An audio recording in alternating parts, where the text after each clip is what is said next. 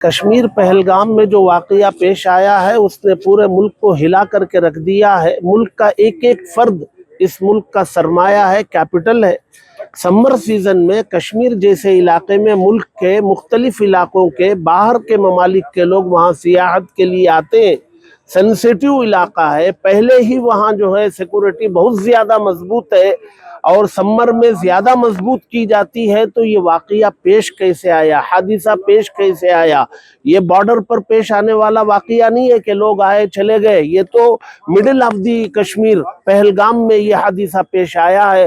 تو سوال کہیں نہ کہیں انٹیلیجنس پہ اٹھتا ہے، سیکورٹی پہ اٹھتا ہے، تو یہ کوسچن ریز ہے۔ باقی حادثہ جو ہے وہ دلوں کو چیر کے رکھ دیا، ملک کو ہلا کے رکھ دیا ہے۔ 3 دن کا سوگ ہر کمیونٹی کا آدمی منا رہا ہے، اور جو بھی مہلوک ہیں ان کے گھر کے غم میں برابر کا شریک ہے، اور ان کے ورثاء کے لیے کمپنسیشن اور ملک میں جو ہے گورنمنٹ جاب کا مطالبہ کرتا ہے۔